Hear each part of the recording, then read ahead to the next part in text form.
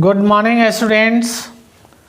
This is class 5 subject English and today we are dealing with chapter 3 and the title of this chapter is Bow to God's Will, यानी ईश्वर की इच्छा के आगे झुकें. Bow to God's will. Will means इच्छा.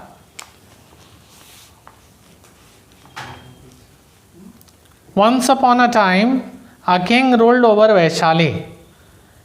एक समय की बात है कि एक राजा वैशाली पे राज करते थे. एक समय की बात है कि एक राजा वैशाली पर राज करते थे. He was vain and headstrong. वह अहंकारी और जिद्दी था. He was vain and headstrong. वह vain means अहंकारी, व्यर्थ में बैठने वाला. Headstrong means जिद्दी, हठीला. He was vain and headstrong. वह अहंकारी और जिद्दी था. But his minister was very wise. लेकिन उसका एक मंत्री बहुत बुद्धिमान था. So all went well for many years. इसलिए वर्षों तक, अनेक वर्षों तक सब कुछ अच्छा चलता रहा. One day the king by chance cut his finger with his dagger. एक दिन संयोग से राजा की उंगली चाकू से कट गई. उन्होंने जो चाकू हाथ में ले रखा था उसी चाकू से अनजाने में ही राजा की उंगली कट गई. The pain was severe but he suppressed his cry. बहुत तेज दर्द हो रहा था लेकिन उन्होंने अपने रुदन को दबा दिया. यहाँ क्राई मीन्स रुदन, सप्रेस्ड मतलब दबा देना, दमन कर देना. The minister advised him to bear the pain calmly. उनके मित्र ने उनको सलाह दिया कि वो इस दर्द को शांति से सहन कर लें. The king disliked the hollow consolation. राजा को अपने मंत्री की इस खाली पीली ढाढ़स पसंद नहीं आई. यानी राजा को उनके मंत्री के द्वारा शांति से इस दर्द को सहन कर लेने की सलाह पसंद नहीं आई. कंसोलेशन मीन्स ढाढ़स, दिलासा. दिलासा कहिए या ढाढ़स, that is called consolation. The minister then sent for the court physician. और उसके बाद राजा के मंत्री ने दरबारी चिकित्सक को बुलवाया. कोर्ट फिजिशियन मीन्स दरबारी चिकित्सक जो राजा या उनके परिवार का इलाज करते थे. Physician also remarked. फिजिशियन ने भी यही कहा. It is all for the best. Trust in God and wait. Time will heal. Physician ने क्या कहा? यह सब कुछ अच्छे के लिए ही है. It is all for the best. यह सब कुछ अच्छे के लिए ही है. Trust in God and wait. ईश्वर में विश्वास रखें और प्रतीक्षा करें. Time will heal. समय इन जख्मों को भर देगा. Heal मतलब जख्म को भरना, यानी जख्म को ठीक करना. This all enraged the king who expected only a word of sympathy from others.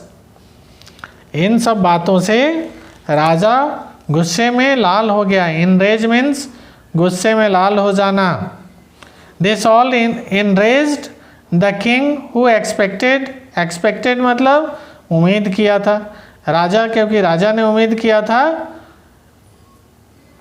Only a word of sympathy कि दूसरे सारे लोग राजा से उनके उंगली के कट जाने पर सहानुभूति व्यक्त करेंगे। सिंपैथी मीन्स सहानुभूति, यानी कहेंगे कि ओ ये तो बहुत बुरा हुआ, बहुत गलत हुआ, भगवान को ऐसा नहीं करना चाहिए, आपको बहुत कष्ट हो गया। इस तरह की चिकनी चुपड़ी बातें वो अपने लोगों से सुनना चाह रहा था।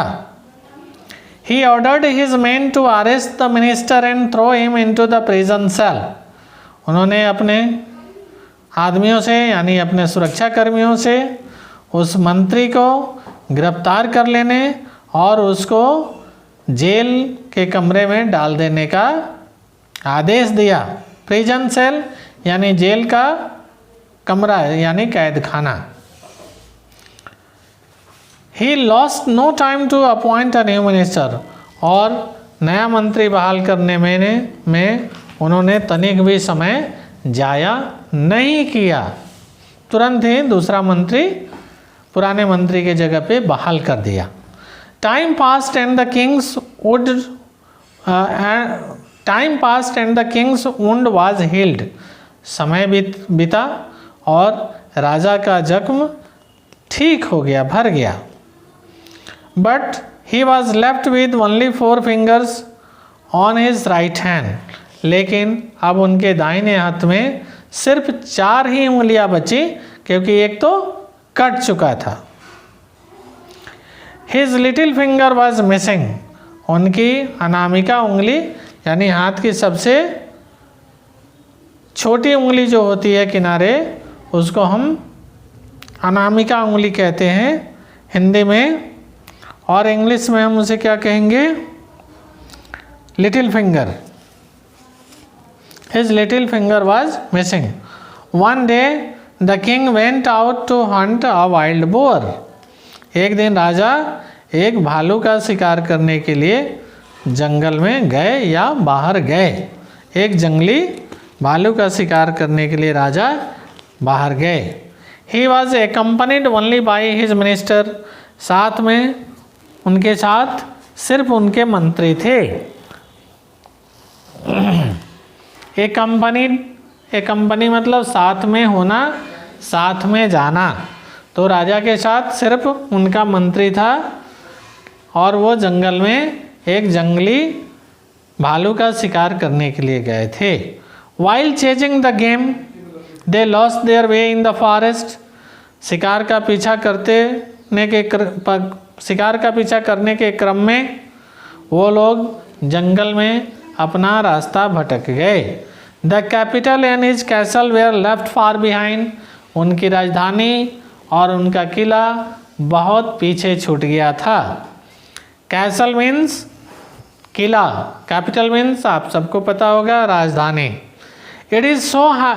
It so happened that the king and his minister fell into the hands of tribal people.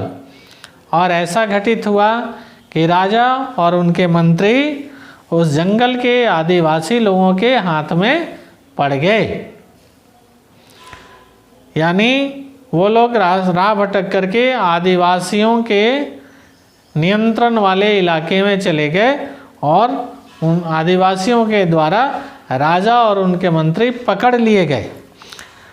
Tribal chief was already on the look out for a stranger whom he might sacrifice to please their deity. आदिवासियों का जो सरदार था पहले से ही किसी अजनबी व्यक्ति की तलाश में था, ताकि वह उस व्यक्ति की अपने देवी को बलि चढ़ा सके।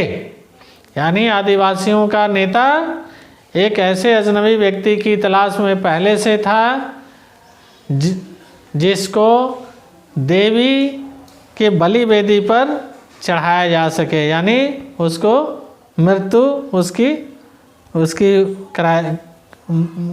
मृत्युदंड उसे दिया जा सके। Sacrifice to please their deity. Deity मतलब देवी, गॉडेस। सैक्रिफाइस मतलब समर्पण करना, त्याग देना। He was very glad to capture the 2 persons found wandering in the forest. वो लोग जंगल में भटकते हुए इन 2 लोगों को कैद करके बहुत खुश थे। The tribal people celebrated the occasion with dance and display of martial arts. यानी आदिवासी व्यक्ति लोगों ने इन दोनों को पकड़ने पर अपने मार्शल आर्ट और नृत्य का प्रदर्शन करके अब उत्सव मनाया। सेलिब्रेट करना मतलब उत्सव मनाना, खुशी मनाना। ओकेजन मतलब शुभ अवसर, डिस्प्ले मतलब प्रदर्शन, मार्शल आर्ट्स लड़ने की भिड़ने की एक कला को मार्शल आर्ट्स कहते हैं। They kept a close watch on their captives.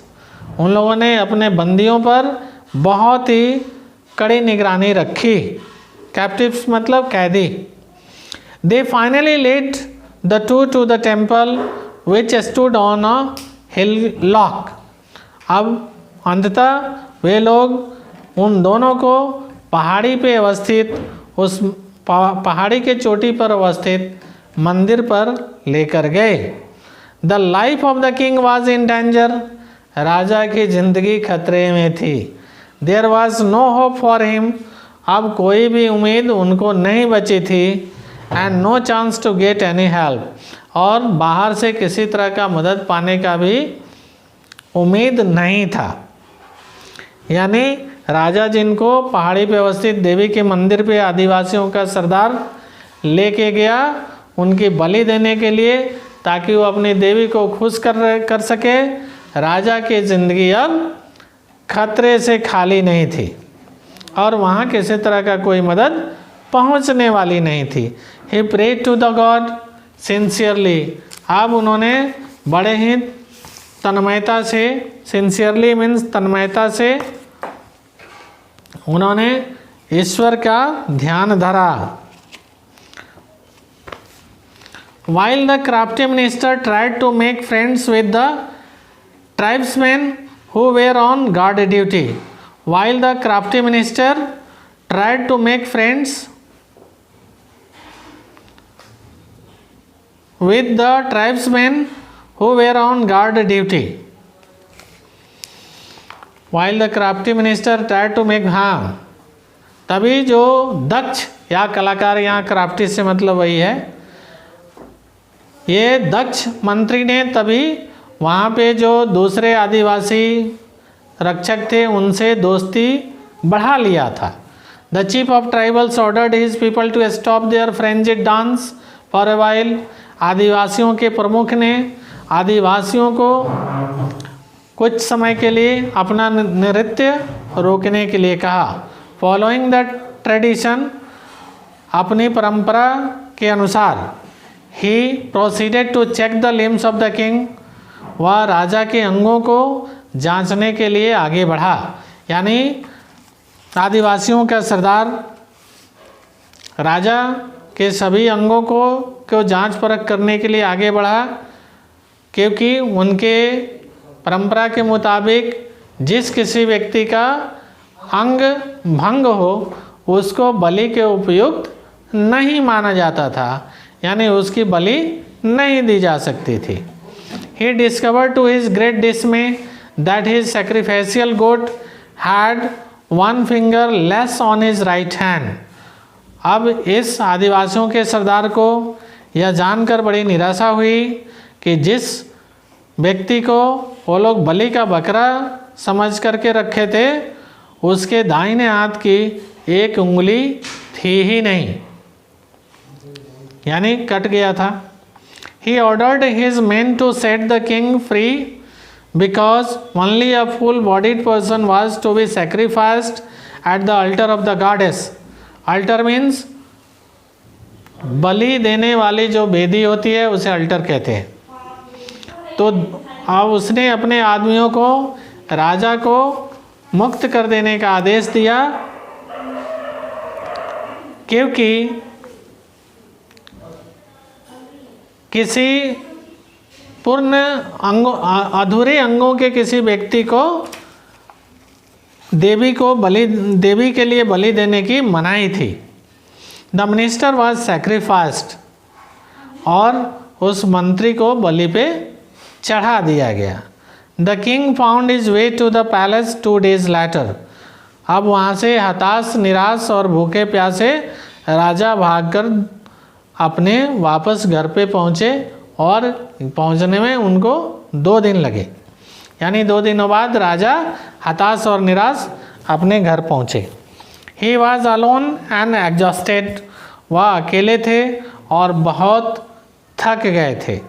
He received rousing welcome on his return, अपने घर वापसी पे उनका गर्मजोशी से स्वागत हुआ। राउजिंग वेलकम, गर्मजोशी भरा स्वागत।